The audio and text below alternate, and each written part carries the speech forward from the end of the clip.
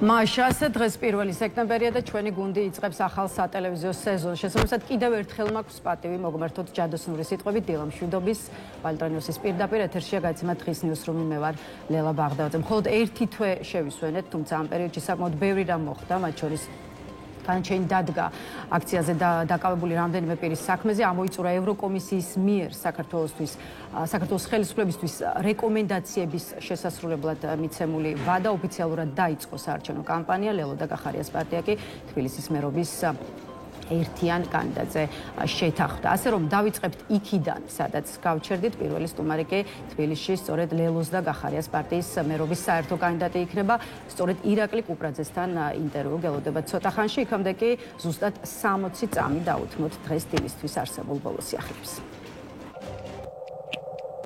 მიხეილ ყაველაშვილი ამერიკის შეერთებული შტატების პრეზიდენტს დონალდ ტრამპს ღია წერილით მიმართავს, როგორც წერილში აღნიშნული საქართველოს მიმართ ამერიკის შეერთებული შტატების ადმინისტრაცია არ გამოხატავს სათანადო ყურადღებას, რაც მთავრობებს შორის სრული ღირებულებითი თანხმედრის ფონზე ქართული საზოგადოების გაკვირვებას იწვევს. წერილში ყაველაშვილი მზადყოფნას გამოთქვამს ხელი შეუწყოს საქართველოს მთავრობის გაცხადებული მიზნის რეალიზებას სუფთაფურცლიდან და კონკრეტული გზამკვლევით აღდგეს სტრატეგიული პარტნიორობა საქართველოსა და ამერიკის შეერთებულ შტატებს შორის. ხვალ პარლამენტში საშემოდგომო სესია იხსნება. ერთ-ერთი მთავარი საკითხი, რომელზეც დეპუტატები ხვალ პირველივე სხდომაზე იმსჯელებენ, სუსის ახალი ხელმძღვანელის დამტკიცება იქნება. რეგლამენტის თანახმად, სწორედ საკანონმდებლო ორგანომ უნდა მიიღოს ცნობად სახელმწიფო უსაფრთხოების სამსახურის ხელმძღვანელის პოსტიდან ანდრიუ ხანაშვილის გადადგომა და შემდეგ უკვე აღნიშნულ თანამდებობაზე მამუკა მდინარაძე აირჩიოს. ღაზას სექტორში ისრაელის დარტყმებს ბოლო 24 საათის განმავლობაში 90-მდე ადამიანი ემსხვერპლა, მათ შორის ერთი ჟურნალისტია. შემთხვევის შედეგად სხვადასხვა სახის დაზიანებები მიიღო დაახლოებით 500 ადამიანმა. პალესტინურ ანკლავში ომის 23 თვის განმავლობაში დაღუპულთა რიცხვი 63,000 გასცდა, ხოლო 160,000-ზე მეტი დაშავებულია.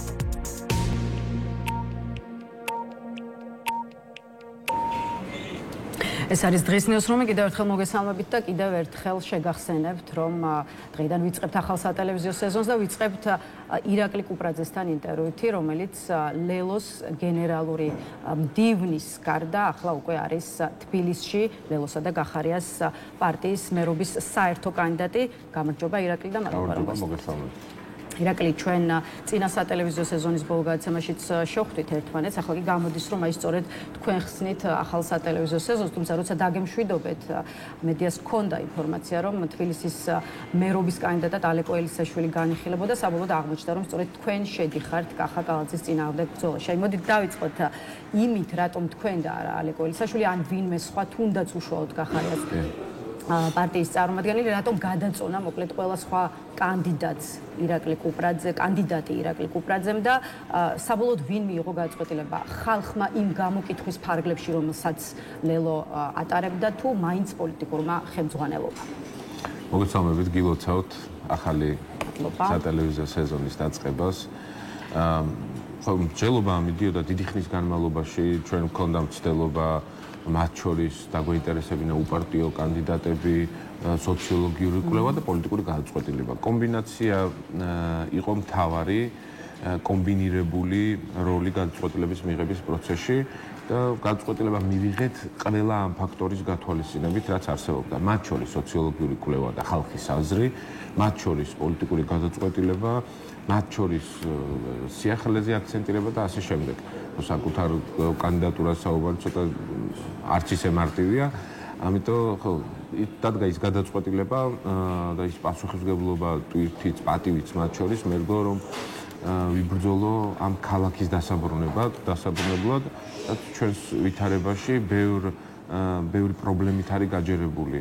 ერთი კი ეს არჩევნები რა თქმა უნდა იქნება უსამართლო, იმიტომ რომ შეუძლებელია სამართლიანი იყოს არჩევნები, როცა აპრიორი პოლიტიკური ნიშნით წინასწარ იცი, რომ დაკავებულია ყველა პარტიის ლიდერი. მათ შორის გიორგი კახარიაძე სისხლის სამართლის საქმე აღძრული და მას აქვს არჩევანი გაკეთებული, რომ არ დააჭერინოს თავი. მხოლოდ ამ ფაქტორის გამო თუ არის კიდე სხვა ფაქტორები და ამაზე ვისაუბრეთ. ეს ერთ-ერთი მთავარი ფაქტორია, მეორე ფაქტორია მოსალოდნელი გახალბების ზეწოლის ჩაგეკითხოთ, თქვენ ახსენეთ უპარტიო კანდიდატების დაინტერესება და კი ბატონო გასული კვირების განმავლობაში მართლაც გვესმოდა განცხადებები, რომ განიხილებოდა აპოლიტიკური კანდიდატების შერჩევაც, რომელსაც ექნებოდა საზოგადოების მაღალი ნდობა. რატომ არ არის თქვენს ადგილზე აპოლიტიკური კანდიდატი და რამდენად შეიძლება მიზეზი იყოს ის, რომ უბრალოდ ვერავინ დაიყოლიეთ და ხო, ეს არჩევნები ასე ვთქვათ, აპოლიტიკური კანდიდატებისთვის არ იყო მოსაწონი. მოქალაქეებს აქვთ აი საზოგადოებებმა კვლევამ აჩვენა ის, რომ საზოგადოება პოზიტიურად აფასებს რიგ ადამიანებს, მაგრამ მათ ჩართულობას პარტიულ პოლიტიკურ პროცესში სანახევროდ მიესალმება. ეს უცნაური მაჩვენებელი იყო, რაც საზოგადოებაში ჩანდა და ალბათ განპირობებულია იმ წარუმატებელი შემთხვევით, რასაც მაგალითად ფეხბურთელი მერი წარმოადგენს ჩვენს დედაქალაქში. ან კონკრეტული მიმართულება, სადაც კულტურის სფეროდან ქართულმა ოცნებამ გამოვიყენება ამ სიტყვას, შეიწოვა რიგი საზოგადოებრივი სახეები, რომლებიც შემდეგ გახდნენ არც თუ ისე კომპეტენტურები, არც თუ ისე პოლიტიკურები საკუთარ გადაწყვეტილებებში. მაინც საზოგადოებამ უფრო დიდი უპირატესობა მიანიჭა პოლიტიკოს, რომელსაც ეს საქმე საკუთარი ცნობიერების, ცხოვრების სტილად აქვს ქცეული, გადაწყვეტილება სწორედ ასე იქნა მიღებული. თუმცა იტესტებოდა რამდენიმე ძალიან ჩემთვის მნიშვნელოვანი სახელი და გვარი, მაგრამ აი ეს ფაქტორი, რომ ძალიან დიდი ღირებულებით აფასებენ, პოზიტიურად მიაჩნიათ, მაგრამ მათ ჩართულობა სანახევროდ მიესალმებიან პოლიტიკურ პროცესში, პარტიულ აპოლიტიკური პირებისგან. არა, პირებისგან არა, უფრო საზოგადოებისგან. აი, კიდევ განმეორდები.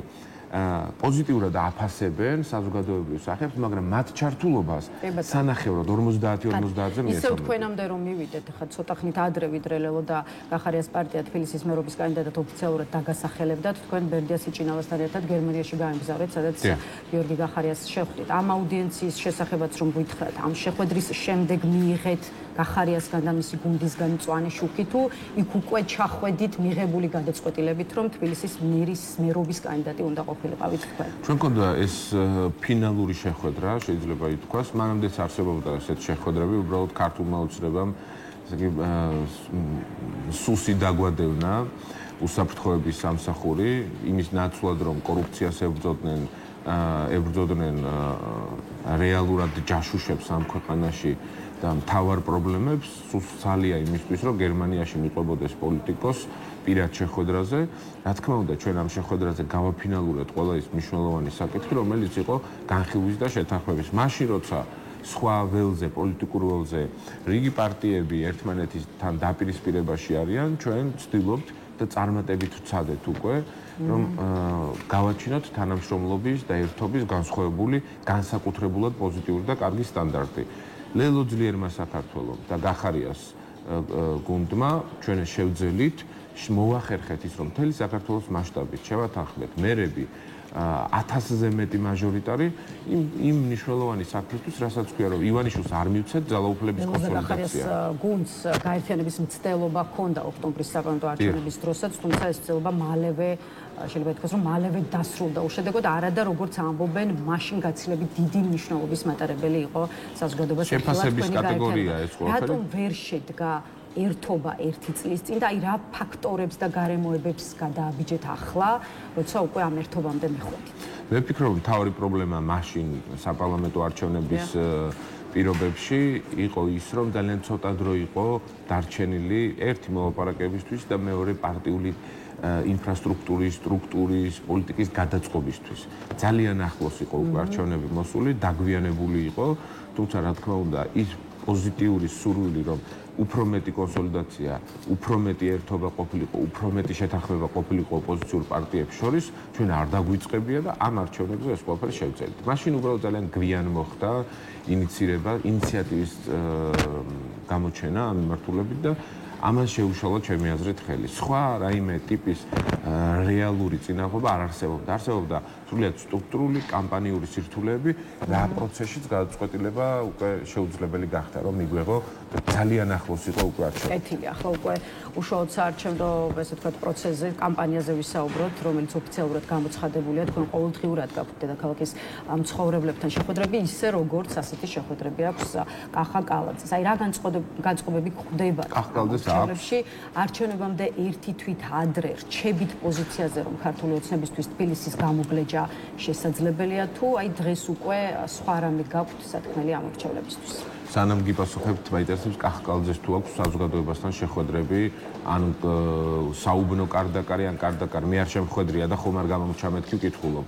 არა, ოფიციალური რელიზები მოდის კახა კალაძის პრესსამსახურისგან, ის თაობაზე, რომ ის შეხვედრებს მართავს პარტიის ოფისებში, პარტიის სტრუქტურაში ხდება. პარტიის ოფისებში, ქუჩაში თუ დადის, აი მართლა მაინტერესებს, შეიძლება გამომჩა და მაგით ვკითხულობ. შეხვედრების შესახებ ნამდვილად ვრცელდება რელიზები, ხა ზუსტად რომელ ქუჩაზე იყო და კარდაკარის რომელიმე უბანში თუ იყო, წალენჯიხაში თუ იყო. არა, ამ ყველაფერს ვერ გეტყვით, მაგრამ ყოველ შემთხვევაში და მაინტერესებს, იმიტომ რომ მინდა რომ ყოველთვის კონკურენტის მიმართ ობიექტური ვიყო და არ გვინახავს და არ მინახავს მე ყოველ შემთხვევაში ქუჩაში გასული კახა კალაძე, რომელიც საზოგადოებას ესაუბრება თავისუფლად ბაზრობებზე დადის მეტროებთან, იმ პრობლემებს, რეალურ პრობლემებს ნახულობს, რაც ამ ქალაქში არის 10,000-ობით. მარტივმოცემულობა რომ კამპანია გაიხსნა, ყოველდღიურად დღის ნახევარზე მეც ვატარებ ქუჩაში, განწყობა არის ძალიან კარგი, საბრძოლო განწყობაა, ამომრჩეველთა სრული უმრავლესობა, ვინც კი ხდება, აპირებს არჩევნებზე წასვლას და აპირებთ ხალხი, რომლებიც გეუბნებათ, რომ ეს გადაწყვეტილება არ უნდა მიგეხოთ. ერთეული შემთხვევები, უცბად გეტყვით, ერთეული შემთხვევები არის, როცა გეუბნებიან, რომ არ სჯერათ საერთოდ არჩევნებზე. ჩვენ მეუბნებით, რომ კი ვიცით რა რთული არჩევნები იქნება, მაგრამ ამის მიუხედავად აუცილებელია რომ წინააღმდეგობაში დავრჩეთ და ივანიშვილს არ მივცეთ შესაძლებლობა რომ 1000-დან 1000-ვე მაჟორიტარი მოიგოს. ჩვენ რომ არ გვებრძოლა 20-24-ში არ ვიცოდით ლელა რომ რთული არჩევნები იქნებოდა, გაყალბების რისკები რომ იქნებოდა. ესეც ხო ვიცოდით. მაგრამ შევედით და ვიბრძოლეთ. ჩვენი ბრძოლა რომ არა დღეს ივანიშვილს ექნებოდა ეგრეთ წოდებული სრულყოფილი პარლამენტი.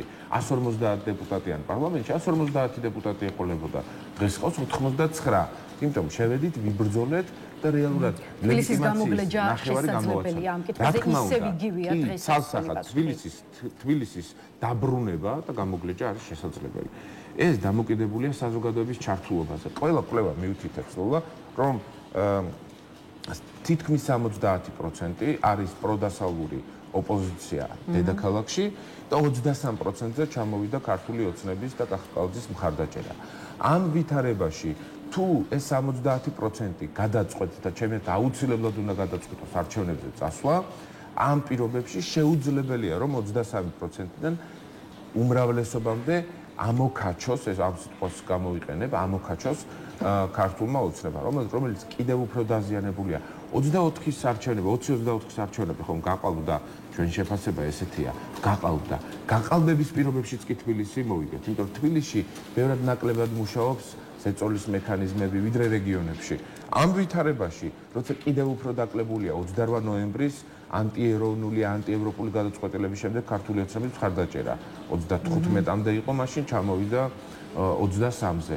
ამ პირობებში წარმოიდგინეთ, რომ შეუძლებელი მაშინ თოფიანი კაცები უნდა გამოიყენონ ჩვენ წინააღმდეგ, უნდა გვესროლონ საარჩევნო უბნებთან, საარჩევნო ყუთები უნდა გაიტაცონ და არსებობს ასეთი ვითარება, ან უნდა დამარცხდეს საზოგადოების ჩართულობის პირობებში, ან უნდა დაუშვას ესეთი მძიმე შეცდომები, რომელზეც რა თქმა უნდა პასუხი უნდა მოვთხოვოთ. ირაკლი, თქვენ თბილისის პრობლემების მოგვარებაზე აკეთებთ აქცენტს, როგორც მერობის კანდიდატი, მეტროსადგურების საგზაო ინფრასტრუქტურა და ასე შემდეგ, ისე როგორც სხვა შორის ამას აკეთებს კახა კალაძე. შესაბამისად, რამდენად ეფექტური შეიძლება იყოს ამ ტიპის პროგრამა, იმიტომ რომ იგივე ტიპის დაპირებები აქვს დედაქალაქელებისთვის, მოქმედ მერსაც და მერობის კანდიდატ კახა კალაძესაც. აი მაგალითად, ბევრი იხსენებს შევარდნაძის პერიოდის თვითმმართველობის არჩევნებს, როდესაც მიხეილ სააკაშვილი საუბრობდა არა, რა ვიცი, კანალიზაციის, გზების თუ სხვა პრობლემებზე, არამედ მისი მთავარი მესიჯი იყო საქართველოს შევარდნაძის გარეშე. აი თქვენი მესიჯებით და პროგრამით, საარჩევნო პროგრამით, რამდენად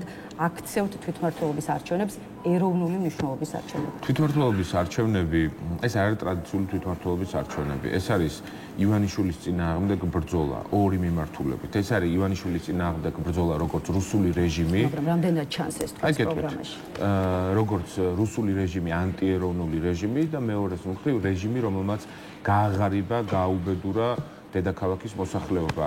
ყოველ კვირაში ხდება უმძიმესი ტრაგედია, ხან შენობა გვეცემა ავარიული თავზე ისე, რომელზეც განაცხადი იყო დაწერილი, ხან პარკებში პატარა ბავშვები იღუპებიან, ზოგი ორმოში ვარდება, ზოგს დენი ურტყამს, ზოგი შადრევანში. ისე უშუალოდ თბილისის პრობლემებზე აპელირებთ და ორივეზე ვაპელირებთ. არ ვიცი პროცენტული რაოდენობა შეფასებელმა დათვალოს, რომელზე უფრო მეც ვლაპარაკობთ, მაგრამ იმისთვის, რომ ერთი პოლიტიკური ძალაუფლება გამოვაცალოთ ივანიშვილს, ამისთვის უნდა ვისაუბროთ ყველაფერზე. იმიტომ რომ საზოგადოება მრავალფეროვანია, რომელსაც აწუხებს ყოფითი პრობლემები და რომელსაც აწუხებს ძირითადი პრობლემები. ძირითადი პრობლემა არის რუსული რეჟიმი, ყოფითი პრობლემა არის ის, რაც ყოველდღიურად მათ აწუხებს და ეს გავლენას ახდენს მათზე.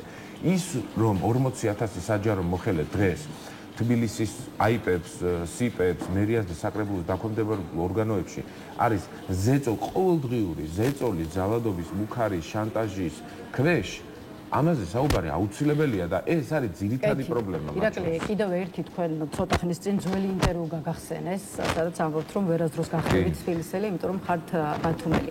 ეს რამდენად შეგიშლით ხელს იმაში, რომ თბილისისთვის იყოთ კარგი მერი? მაგალითისთვის ვიტყვი, კახკალადის ყველაზე ნაკლები პრობლემა არის ის, რომ ის სამტრედიელია. ყველაზე ნაკლები პრობლემა. კალადის პრობლემა არის ის, რომ ის უკავშირდება კორუფციას, ის უკავშირდება არაკომპეტენტურობას, ის უკავშირდება 8 წლის განმავლობაში ვერ გაკეთებულ ვარკეთილის მეტროს, რომელიც ისევ გაუბედურებული და ჩამონგრევის პირასა, ის უკავშირდება ამ ქალაქში მომხდარ ტრაგედიებს და არაღებულ პასუხისმგებლობას. მას არავინ არ ედავება ამ დედაქალაქში იმას, რომ ის სამტრედიაში დაიბადა თუ გაიზარდა. ის რომ მე ჩემი დაბადების ადგილი მიყვარს, პატივს ვცემ და ამას განსაკუთრებულად აღნიშნავ, მე მგონია, რომ ეს სრულიად ბუნებრივია და ვინც ასე არ აკეთებს, მასთან უფრო მეტი კითხვა გამაჩნია მეც როგორც ადამიანს და მოქალაქეს. რაც შეეხება უშუალოდ ასე ვთქვათ საარჩევნო კამპანიას და იმას, რამდენად სამართლიან რეჟიმში მიმდინარეობს მთელი ეს პროცესი. აი თქვენ თქვით, რომ არჩევნები ვერ იქნება სამართლიანი, გახარიას პარტიაშიც ალაპარაკდნენ უკვე იმაზე, რომ გარემო არ იძლევა პოლიტიკური ბრძოლისთვის თანაბარ პირობებს და ის ქართული ოცნების გამარჯვებაზეა ორიენტირებული. შესაბამისად, აი ხომ არ აღმოჩნდით იმ ვითარების პირისპირ, რასაც ბოიკოტის მომხრე პარტიები თავიდანვე გიწინასწარ მეტყველებდნენ, რომ ქართულ ოცნებასთან პოლიტიკურ ბრძოლაში შესვლას აზრი არ ქონდა. არა, აღმოჩნდით სიტყვა ნიშნავს იმას, რომ არ ველოდით, არ ვიცოდით და უიმე უცებ თავს დაგვეცა უბედურება. რა თქმა უნდა ველოდით და რა თქმა უნდა თავიდანვე ვამბობდით, რომ ეს იქნებოდა ძალიან მძიმე, უამრავი სამართლებრივი და პოლიტიკური დარღვევებით სავსე არჩევნები. და ეს კიდევ უფრო გამძაფრდება ახლა როგორც კამპანია შევა აქტიურ ფაზაში ამ ვითარებაში ერთადერთი რამ ჩვენ ვეყრდნობით არის ის, რომ ივანიშვილს არ მივცეთ ძალაუფლების კონსოლიდაცია. ივანიშვილს არ მივცეთ შესაძლებლობა, რომ 23%-იანმა ქართულმა ოცნებამ სრული ძალაუფლება მოიპოვოს მთელ საქართველოში. ჩვენი მიზანია, რომ არსებობდეს პოლიტიკური პარტია, რომელიც მათ საზოგადოების საჭიროებებზე ისაუბრებს. იმიტომ რომ თუ ვინმეს გონია, რომ ჩვენი ან პარტიული სტრუქტურები, ან საზოგადოებასთან მუშაობა საკრებულოების გარეშე მიდიოდა, ძალიან ცდება ჩვენს დეპუტაციას მთელი საქართველოს მასშტაბით 10,000-ობით განაცხადი აქვს გაკეთებული რიგითი მოქალაქეების პრობლემებზე, რომელსაც შემდეგ თვეების, წლების განმავლობაშიც კი მიყვება და იცავს მათ უფლებებს. მნიშვნელოვანია, რომ ივანიშვილმა არ შეძლოს იმ საბიუჯეტო სახსრების მისაკუთრება, რომელსაც ისე თქვენი როგორც მოქალაქის წინააღმდეგ იყენებს. შემდეგ ისე თქვენს წინააღმდეგ იყენებს. იმ შერჩევით სამართალს, ჯანდაცვის დაფინანსების პროცესში, სოციალური შემწეობების, სოციალური დახმარების, ყველა მიმართულებით ისე თქვენს წინააღმდეგ იყენებს. და ოპონენტები, მათ შორის ოპოზიციაში გვეუბნებიან და მეუბნებიან, რომ მიეცი ძალაუფლება, დაუთმე, გაებუტე და თქვი, რომ არა, არ ვაპირებ შენთან ბრძოლას და მარტივად დავსვამ შეკითხვას. აი, რო შევადაროთ, გადაწყვეტილება რა პრინციპით მივიღეთ. ჩვენ ორივე გზაზე სრული სერიოზულობით ვფიქრობთ და წარმოვიდგინეთ. ბოიკოტის პირობებში როცა სრული ძალაუფლება გადადის ბიძინა ივანიშვილის ხელში. ბიძინა ივანიშვილი ძლიერდება თუ სუსტდება? და ოპოზიცია, პროდასავლი და საზოგადოება ძლიერდება თუ სუსტდება? სრული ძალაუფლების გადასვლა რომ ბიძინა ივანიშვილი სუსტდება. არგუმენტები, არა, მარტო პასუხი ვარაფერი, არგუმენტები. თუ ბიძინა ივანიშვილი სრული ძალაუფლებით 100% კონსოლიდაციას აკეთებს, ამით ბიძინა ივანიშვილი გაძლიერდება და რადგან ეს თემა ახსენეთ, მოდით ამ კონტექსტში დაგისვავთ ერთ კითხვას. არჩევნების დღეს 4 ოქტომბერს ოპოზიციის ნაწილს სწორედ ქუჩაში მასობრივი შეკრება აქვს დაგეგმილი, რასაც რამაც როგორც ნაციონალურ მოძრაობაში ამბობენ, ქართული ოცნების მშვიდობიანად დამხობა უნდა გამოიწვიოს. ლელო რამდენად იქნება ქუჩაშიც საარჩევნო პროცესის პარალელურად და არ ვიცი, ცხელი შემოდგომის ასეთ გეგმაზე თქვენს პარტიაში რას ფიქრობთ? ჩვენ ახლა მთავარი აქცენტი კეთდება იმაზე, რომ ერთი ვიყოთ პოლიტპატიმრების გვერდით, მიუხედავად იმისა, რომ ნაწილი შეიძლება კრიტიკულად ახასიათოს ჩვენს გადაწყვეტილებას, მათთან ერთად ხვალ გამოიტანენ გადაწყვეტილებას 11 პატიმარზე, რომელთა შორისაც არის ჩვენი ორი ძალიან ძვირფასი თანამებრძოლი, ჩემი ორი თანამებრძოლი, ვეფხია კასრაძე და ვასილ კაძელაშვილი, გორისა და საბურთალოს ლიდერები, ჩვენი რაიონული ორგანიზაციების, ამიტომ ჩვენ ძალიან დიდი ინტერესით და ბრაზითაც ველოდებით შედეგების და სასამართლო გადაწყვეტილების გამოტანას, რომელიც სინამდვილეში ივანიშვილის და FSB-ს გადაწყვეტილება იქნება.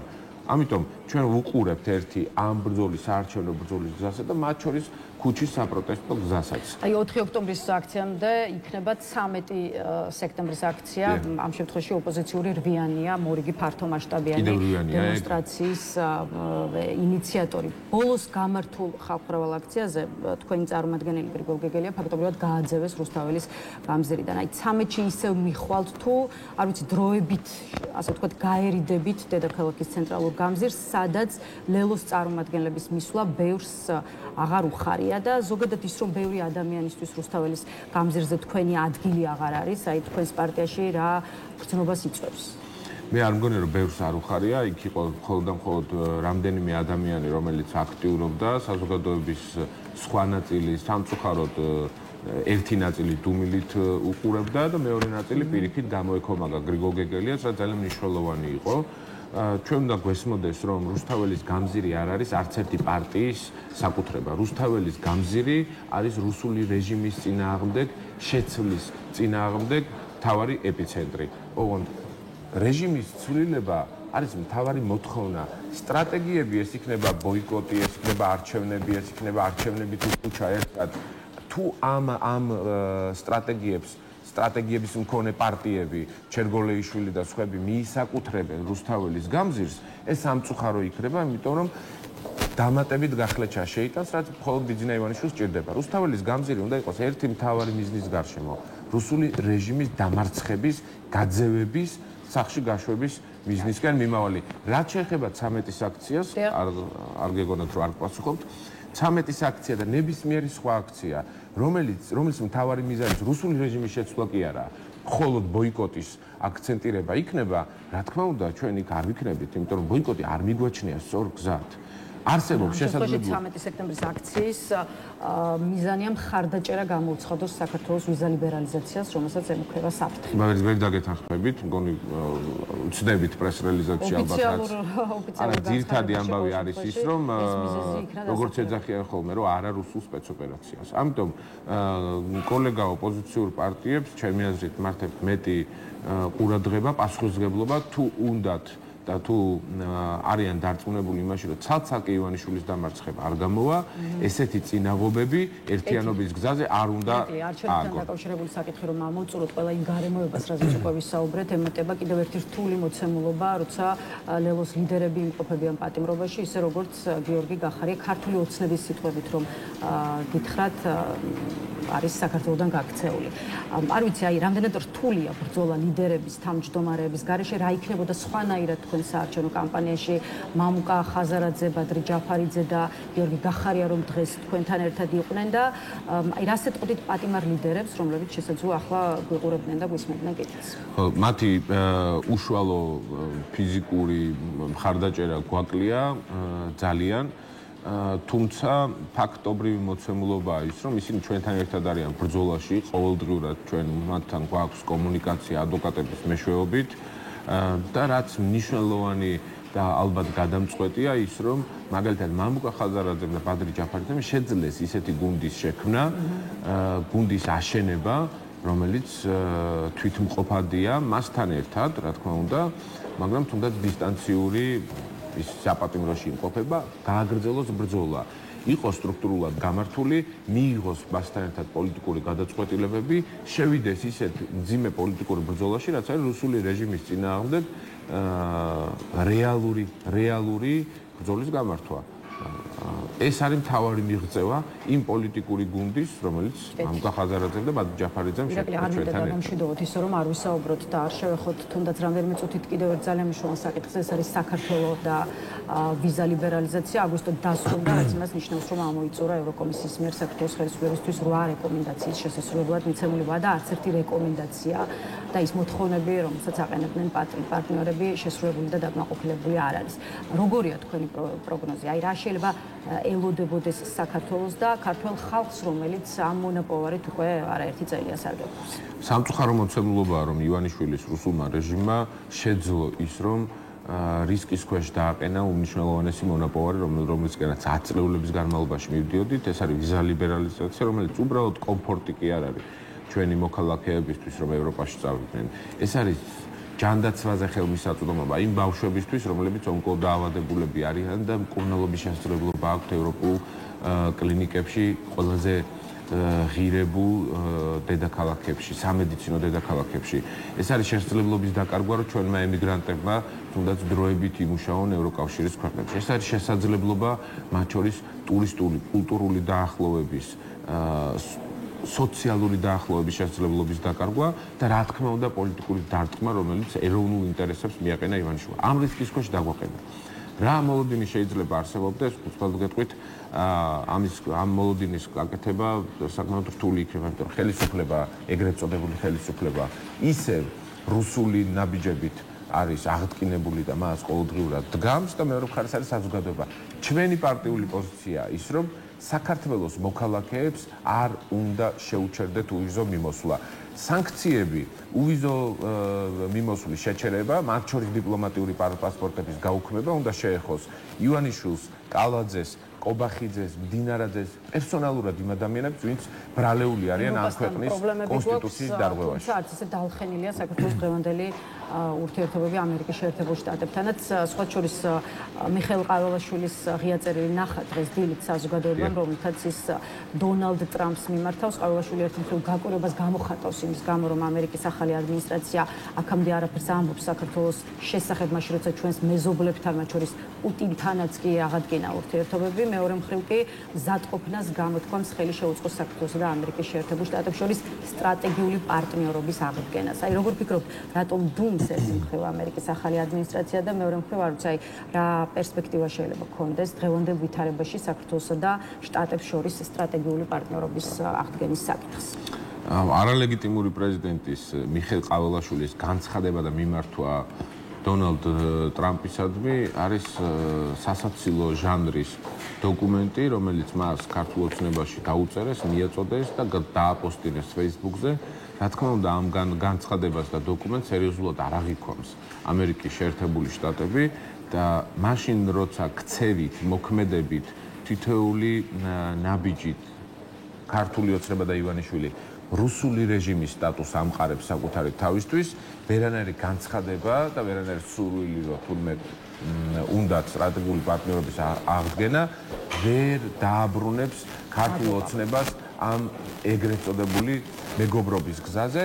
უნდა გვახსოვდეს ყველას და მოქალაქეებს უნდა ახსოვდეთ, რომ სანამ ქართულმა ოცნებამ თავისი ბინძური, დანაშაულებრივი ანტიქართული გადაწყვეტილებები დაგვაკარგინა სტრატეგიული პარტნიორობა ამერიკის შეერთებულ შტატებთან, ეს სტრატეგიული პარტნიორობა წაიღო სომხეთმა, ლიდერობა წაიღო სომხეთმა ჩვენს რეგიონში, რაც მგონია რომ სომხეთს წარმატებას უსურვებ, მაგრამ მგონია რომ არის დამაზიანებელი საქართველოს ეროვნული ინტერესები. მადლობა ირაკლისთვის, რომ დაგვითმეთ დრო და უპასუხეთ ჩვენს კითხვებს. დღეს დაგემშვიდობებით. ირაკლი კუპრაძე იყო დღეს ნიუსრუმის პირველი სტუმარი. ახლა რეკლამის შემდეგ ლევან ცუცქირიძე გვერდება, ასე რომ დაგვავდით.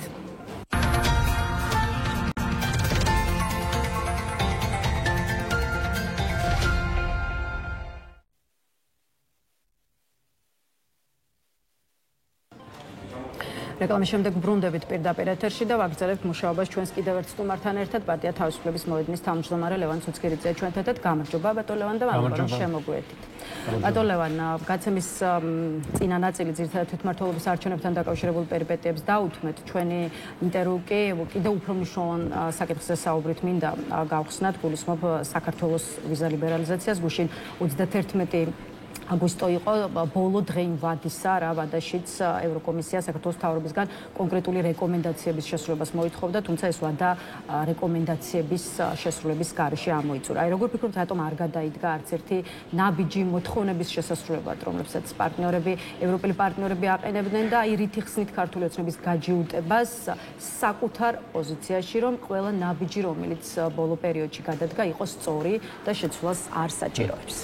ჯერ დავიწყებ იმით, რომ რა თქმა უნდა არანაირი მოლოდინი არ მქონდა იმის, რომ ქართული ოცნება რამეს გააკეთებდა. ამის მოლოდინი არ მქონდა იმიტომ, რომ ჩემთვის ნათელია რა არის მათი მიზანი. ქართული ოცნების მიზანი არის ის, რომ მუდმივად დაუსრულებლად შეინარჩუნოს ძალაუფლება, სულის იყოს ხელისუფლებაში და მუდმივად კონდეს წვდომა კორუფციაზე. ეს არის მათი ამოცანა და რა თქმა უნდა ყველაფერი დანარჩენი არჩევნები, დემოკრატია, ადამიანის უფლებები, თავისუფლებები, დამოუკიდებელი მედია, ევროპა და შემდეგ ხელს უშლის ამ ყველაფერში, ხო?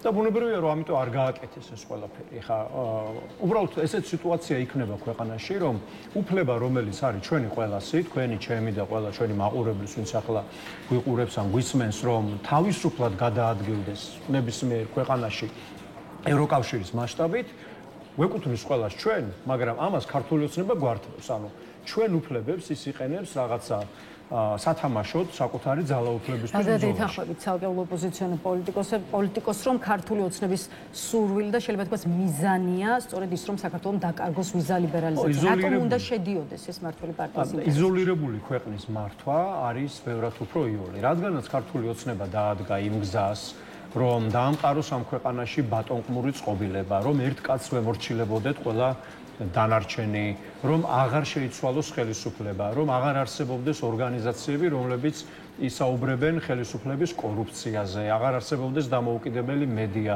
რომელიც გააშუქებს ძალაუფლების ბოროტად გამოყენებას და შემდეგ ამისათვის მას სჭირდება ის, რომ ეს ქვეყანა დარჩეს მარტო, იყოს იზოლირებული და რაც უფრო დაიჩაგრება ქართველი, მით უფრო ადვილი სამართავი იქნება ის მათი გადმოსახედიდან. რა, ანუ ქართული ოცნების მოკავშირე ძალაუფლების შენარჩუნების საქმეში არის ამ ქვეყნის იზოლაცია, ჩამორჩენა და დაჩაგვრა კიდევ უფრო მეტად ადამიანების და მათი რაღაცა პროპაგანდით და აბსურდული რაღაც კონსპირაციებით გამოყვება, ხო?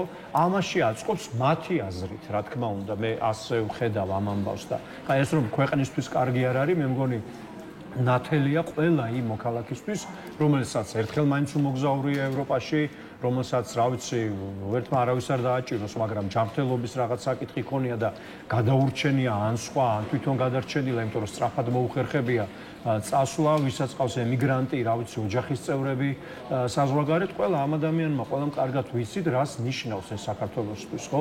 ეს ხომ არ არის ევროკავშირში თავისუფალი მიმოსვლა, ეს არ არის რაღაც მხოლოდ მილიონერების გართობა, როგორც აკეთებს ამას ქართული ოცნება, ხო? რაღაცა თმის ვარცხნილობისთვის დადიან მილანში და პარიზში.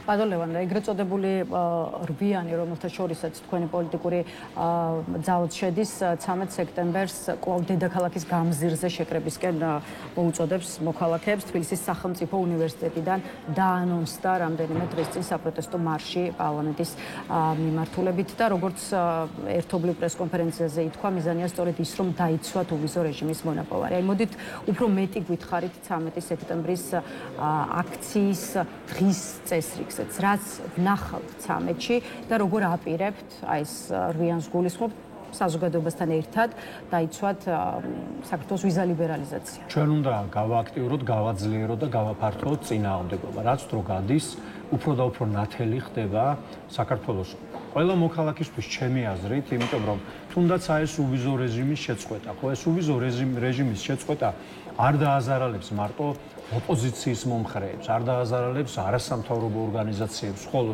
შეიძლება ისეც მოხდეს, რომ ზუსტად ამ ადამიანებს არ შეეხოთ რაღაც. რატომ ვერ აძლიერებთ ამ წინააღმდეგობას, რატომ გვესმის მხოლოდ განცხადებები ბოლო რამდენიმე თვის განმავლობაში და არა ვთქვათ ცხელი, ზაფხული, შემოდგომა და სხვა პოლიტიკური სეზონი. რას ქვია ვერ ვაძლიერებ? ამდენი ხნის განმავლობაში რომ ეს პროტესტი არსებობს, მე ვერ ვიხსენებ არათუ საქართველოს ისტორიაში, არამედ ჩვენს გარშემო და მსოფლიო ისტორიაში ცოტა არის ასეთი მაგალითები, როდესაც ასეთი თანმიმდევრული პროტესტი და წინააღმდეგობა შეხვედრია ხელისუფლებას. ამდენი დღე საქართველოს საზოგადოება და ამის მონაწილე ვართ ის პოლიტიკური პარტიების, რომლებიც არ მონაწილეობთ ამ არანაირი არჩევნები არ ტარდება 4 ოქტომბერს. ეს არის რაღაც სპეცოპერაციის ერთ-ერთი ღონისძიება. რა არჩევნები ვინ იტყუებს თავს, ხო? და ეს პროტესტი და წინააღმდეგობა რომ არ იყოს ძლიერი, ის ხომ აქამდე ვერ გაძლებდა. ეს პროტესტი რომ არ ყოფილიყო, ეს ხელისუფლება, ეს პარტია ხო ვერ აღმოჩნდებოდა ასეთ იზოლაციაში. ეს პროტესტი რომ არ ყოფილიყო, ყველაფერი ის რაც ხდება ახლა ჩვენ გარშემო ხო არ მოხდებოდა. ამიტომ მე არ ვეთანხმები იმას, რომ აქ ჩვენ შედეგები არ აგვაქვს და ასე შემდეგ, მაგრამ მე ვეთანხმები იმას, რომ ბევრად მეტია გასაკეთებელი. ბევრად მეტია და არასდროს არ ვიქნები კმაყოფილი მე გაკეთებულით, მანამ სანამ ქართული ოცნება აგრძელებს ამ რუსთაველის გამზირზე მორიგი ფართომასშტაბიანი აქციის დაანონსებისთანავე ქართული ოცნების მხრიდან მოვისმინეთ განცხადებები იმის თაობაზე, რომ ხდება ის, რასაც აქამდეც ამბობდნენ, რომ ევროპელი პარტნიორები იყენებენ საქართველოს ვიზა ლიბერალიზაციას როგორც ბოლო კოზირს იმისთვის, რომ მოქალაქეები გაბრაზდნენ და ქვეყანაში დაიწყოს რევოლუციური პროცესები. აი მართლაც რას ელოდებით უშუალოდ მოქალაქეებისგან? რამდენად ელოდებით გაბრაზების ისეთ ხარისხს, რომელსაც გარდაულად მოყვება ხელისუფლების ცვლილება. ესეთ რა ჯეთი ოცნება ძალიან ეშინია ხალხის ბრაზი ძალიან კარგად ხედავენ იმას რომ ისეთ რაღაცას აშავებენ რაც ძალიან ზურად დაუჯდებათ და რა თქმა უნდა შეშინებული არიან ამას ადასტურებს აი ეს კამპანია რაც აქვთ ამ 13 სექტემბრის წინააღმდეგ რომ ვითომ რაღაცებს ვაპირებთ და ასე შემდეგ და ხა მოქალაქეების გაბრაზება ჩემ მიზანი კი არა მოქალაქეებს აბრაზებს ის რასაც აკეთებს ქართული ოცნება მე როგორ შემიძლია გავაბრაზო მოქალაქეებს მე შემიძლია მოქალაქეებს უთხრა რომ ხალხო ეს თუ მოხდა აი ეს ამ შედეგებს მოიტანს და ამას არც ჩემი თქმა არ ჭირდება სხვათა შორის სინამდვილეში იმიტომ რომ ყველა მიცის რა მოხდება ხო ყველა მიცის რომ ვეღარ წავა ყველა მიცის რომ ვეღარ მიიღებს აუცილებელ ჯანდაცვის სერვისებს ყველა მიცის რომ ვეღარ ნახავს თავის ახლობლებს ვინც ემიგრაციაში მუშაობს ის არ უნდა დარჩეს სამუდამოდ იქ არ უნდა დაბრუნდეს და ის შემოსავლის წყარო დაკარგოს ხო ის უამრავი შემოსავალი რომელიც შემოდის მილიარდობით ლარი ევროკავშირიდან იმიტომ რომ იქ მუშაობენ ჩვენი თანამოქალაქეები ის ხო ვეღარ შემოვა საქართველოში და ამიტომ ამას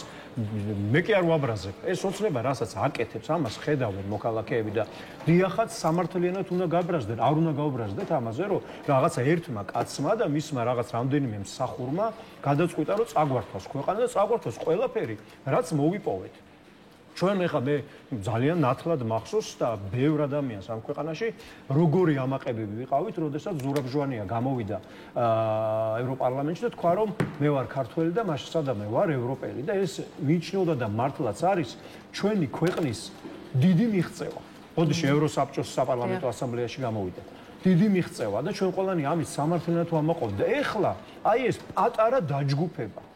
პატარა დაჯგუფება ჩვენ ყველას გვართმევს ყველაფერს და ეს ქვეყანა მიყავს ჭაობში და როგორ არ უნდა გავბრაზდეთ ლოიალურ ნაბიჯებს მოითხოვდა ევროკომისია ქართული ოცნების მხრიდან თუმცა არა თუ დათმობაზე წასვლა კიდევ უფრო ხისტი გახდა მმართველი პარტიის პოლიტიკა აგერ რამდენიმე დღის წინ კიდევ 7 არასამთავრობო ორგანიზაციის ანგარიშებიც დააყადაღეს ხო ამიტომ უშუალოდ ამ ამბავსაც მინდა დაუთმოთ რამდენიმე წუთი აი რა ჩანს ამ გადაწყვეტილებაში რატომ არასამთავრობო სექტორის მიმართ შეტევა მაინდა-მაინც ახლა და მაშინ როცა პარტნიორები ევროპელი პარტნიორები ქართული ოცნებისგან ამის საპირისპირო და საწინააღმდეგო ნაბიჯებს მოითხოვენ. არა, ისინი უსმენენ თავის შიშველ ინსტინქტებს ახლა და ისინი ხედავენ ყველაში მტერს. აი ეს არის ყველაზე დიდი პრობლემა ქართული ოცნების და ჩემი აზრით ეს არის მათი ფატალური პრობლემა.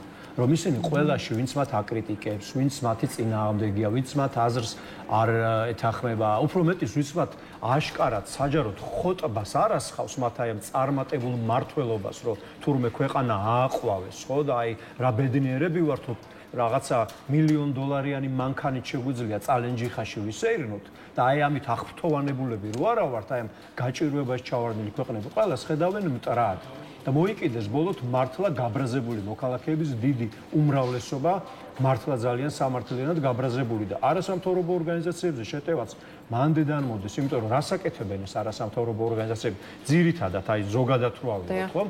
ისინი ამბობენ მთავრობისგან განსხვავებულ ინფორმაციას გვაძლევენ. აი მთავრობა რო რაღაცას დააშავებს, ხო? გამოდის ეს არასამთავრობო ორგანიზაცია, სხვა და ამბობს რომ ხალხნო, აი ესეთი და ესეთი ტენდერი, ამდენი და ამდენი მილიონი ლარი რომ ღირდა, მოგპარეს თქვენი ჯიბიდან ამოღებული ფული და საკუთარი პარტიის ხაზინაში წაიღეს და თავით ზმაკაც აჩუქეს. და ადამიანს რო დაჩაგრავს სახელმწიფო, არასამთავრობო ორგანიზაციები უფასოდ ეხმარებიან მათ. ოჯახური ძალადობის მსხვერპლი რო შეიქმნება ჩვენი თანამოქალაქე, ისინი ეხმარებიან მათ. სამართალს რო ვერ პოულობს სასამართლოში საქართველოს მოქალაქე, როდესაც სახელმწიფო ამას გადაწყვეტს რომ დაუპირისპირდეს, მაშინ არასამთავრობო ორგანიზაციები ეხმარებიან. ეს არ აწყობს, რა თქმა უნდა, იმიტომ რომ მას უნდა რომ თვითონ იყოს სულ და თვითონ იყოს ერთადერთი რაღაცა ძალაუფლების ცენტრი ამ ქვეყანაში, რომელსაც აი ყველა ბრმად დაემორჩილება და დაამყაროს უნდა ქვეყანაში რაღაც ზოოპარკის მშვიდობა. აი ეს არის მათი ევროპელ პარტნიორებთან ურთიერთობებს მეტნაკლებად დაუთმეთ, რომ ახლა ერთი კითხვა ამერიკის შეერთებულ შტატებთან ურთიერთობებზეც და მიხეილ ყაველაშვილის ღია წერილის კონტექსტში, რომელსაც ის უგზავნის ამერიკის პრეზიდენტ დონალდ ტრამპს. სინანულით უნდა აღინიშნოს, რომ საქართველოს მიმართ თქვენი ადმინისტრაცია არ გამოხატავს სათანადო ყურადღებას. თქვენი ადმინისტრაციის ნაცვლად კვლავ აქტიურად საუბრობს Deep State. მჭიდრო ურთიერთობები დაამყარეთ ჩვენს ყველა მეზობელთან, აღადგინეთ პარტნიორობა ვლადიმერ პუტინთანაც კი, თუმცა თქვენი ადმინისტრაცია არაფერს ამბობს საქართველოს შესახებ, რაც საზოგადოების გაკვირვებას იწვევს. მზად ვარ ხელი შევუწყო საქართველოს მთავრობის გაცხადებული მიზნის რეალიზაციას, სუფთა ფურცლიდან და კონკრეტული გზამკვლევით აღდგეს სტრატეგიული პარტნიორობა საქართველოსა და ამერიკის შეერთებული შტატებს შორის. ეს მოკლე ამონარიდი ყაველაშვილის წერილი და რა გაქვთ სათქმელი ტრამპისადმი მიხეილ ყაველაშვილის მიერ გაგზავნილ წერილზე და რა გონიათ მიზეზები იმის, რომ ამერიკის ახალი ადმინისტრაციისთვის აქამდე გაგზავნილი ყველა წერილი ჯერჯერობით უპასუხოდ დარჩა.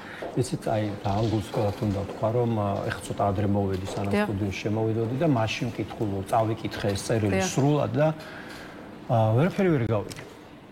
აი აზრი ვერ გამოვიტანე რა რისი თქმა უნდა და ამ წერილის ავტორს, იმიტომ რომ ანუ ერთი მხრივ ტრამპს ეუბნება, რომ თქვენ ხართ ყველაზე ძლიერი, რომელმაც ნახევარ მსოფლიოში მშვიდობა დაამყარა. თქვენ ხართ რაღაც ადამიანი, რომელსაც შეუძლია დიდი საქმეების გაკეთება. მაგრამ აი მარკო რუბიო და სახელმწიფო დეპარტამენტი Deep State არიან. ანუ თქვენ კი ხართ მაგარი და Deep State-ს ებრძვით, მაგრამ თქვენი მოკავშირე შიგნით ესეთი მაგარი მართველი ხართ, მაგრამ Deep State-ს ებრძვის, მაგრამ Deep State-ი თურმე გვერდით ყავთ და თქვენ კი არ იცით, მაგრამ მე მიხეილ ყაველაშვილმა ვიცი და გეუბნებით. სოფლიოში მშვიდობის დამყარება გინდათ, მაგრამ თან აი საქართველოში 4 რევოლუციას აწყობდით. 4 რევოლუციას აწყობდით ზესახელმწიფო პრეზიდენტი, მთელი თავისი ინსტიტუტებით, ხო, რომელიც როგორც აღმოჩნდა Deep State-ს ემსახურებიან და აი ყაველაშვილმა და კობახიძემ და ვიღაცებმა აჯობეს აი ამ ზესახელმწიფოს რაღაც Deep State-ებს და გადაარჩინეს ქვეყანა ამ რაღაც შეთქმულებიდან. ეუბნებიან, რომ მაგარი ხარ, მაგრამ თან შენ გვერდით ვინ მუშაობს, ვაფშე აზზე არ ახარ. და ჩვენ ვიცით და აი მოგწერეთ ახლა წერილი, რომ შენ გაერკვე რა ხდება ამ ყველაფერში და სწორად მოიქცა. ჩვენ გვინდა შენი მხარდაჭერა, მაგრამ იცოდე რომ კარგად დაგაკვირდებით. აი მე მგონი თვითონ დაწერა ეგ წერილი რა. აი ყაველაშვილის დაწერილი წერილია, ჩემი აზრით, ეგ არის ჩემი კომენტარი მაგაზე. კარგი ბატონო, სულ რამდენიმე წუთი დაგვრჩა და ვიდრე დაგემშვიდობებით ბოლოს კიდევ ერთი ამ კვირას შეგვიძლია უწოდოთ განაჩენების კვირა, არაერთი ასე ვთქვათ მომიტინგის საქმეზეა დაგეგმილი ამ დღეებში განაჩენის გამოცხადება, მათ შორის მოვისმენთ განაჩენს ნიკა კაციას, ანტონ ჩეჩინის, საბა სხუტარიძის, მსახიობ ანდრო ჭიჭინაძის, იუმორისტ ონისე ცხადაძის, ზვია ცეცხლაძის და კიდევ არაერთი პირის საქმეზე. რა გაქვთ სათქმელი, ახაც მარტივად გითხავთ მოსამართლეებისთვის და ამ შემთხვევაშიც ქართული ოცნების ხელმძღვანელობისთვის. მოსამართლეებმა უნდა იცოდნენ, რომ თუ მიიღებენ სამართლიან გადაწყვეტილებებს, ამას საზოგადოება დაინახავს, შეაფასებს და დააფასებს. მე არ მგონია, რომ ჩვენ განწყობილი ვართ ისე, რომ ყველა ჩვენი მტერია. ჩვენ არა ვართ ქართული ოცნება, ვინც არ არის ჩვენი წინააღმდეგი და ვინც არ არის სამართლის და სამართლიანობის წინააღმდეგი, ჩვენ მივიჩნევთ ყოველთვის ჩვენ მოკავშირედ. ასევე მოსამართლეებმა უნდა იცოდნენ, რომ მათ ბიძინა ივანიშვილი და ოცნება პირდებოდა იმას, რომ დაიცავდა სანქციებისგან. ვერ დაიცავს და ვერ იცავს. ისინი პირდებოდნენ, რომ მუდმივად იქნებოდნენ ხელისუფლებაში, ამ ქვეყანაში ყველაფერს გააკონტროლებდნენ და არანაირი არავის პრობლემა არ შეექმნებოდა. ამის გარანტიას ისინი ვეღარ იძლევიან და რაც დრო გავა, უფრო ვერ მისცემენ. მოსამართლეები, რომელთა სახელი და გვარი აქამდე არავინ არ იცოდა და სახეზე ვერ ცნობდა, დღეს ამ პოლიტპატიმრების მოსამართლე ყველა მიცის, ყველა მოქალაქე, ვინც ტელევიზორს უყურებს, ვინც ამ საკითხებში ერკვევა, ყველა მიცის ეს ადამიანები ვინ არიან. ამიტომ მათზე არის ძალიან დიდი პასუხისმგებლობა. მათ გადაწყვეტილებას ძალიან დიდი ზეგავლენა ექნება, როგორც ქვეყნის განვითარებაზე, ასევე მათ მომავალზე და იმაზე თუ როგორი ქვეყანა და როგორი ხალხი ვიქნებით მათ. მათ აქვთ ჯერ კიდევ შანსი მიიღონ სამართლიანი გადაწყვეტილებები და მე მინდა მჯეროდეს, რომ ამას გააკეთებინონ, რომ მათ არანაირი გარანტია არ აქვთ იმისა, რომ საერთაშორისო რეაქცია ამაზე არ იქნება და ბიძინა ან ირაკლი ან ვიღაც ყაველაშვილი ამ წერილებით უშველის და ან კიდევ იმის, რომ მე გარეთ გამოსვლა არ შერცხვებათ. მადლობა ბატონ ლევან, იმისთვის რომ იყავით ჩვენი სტუმარი და დაგვითმეთ დრო დღეს დაგემშვიდობებით. ლევან ცუცქირიძე პასუხობდა ჩვენს კითხვებს, დღის ნიუს რუმი ამით დასრულებულია. ერთმანეთს უკვე ტრადიციულად 11 საათზე შევხვდებით. ხვალ. ნახვამდის.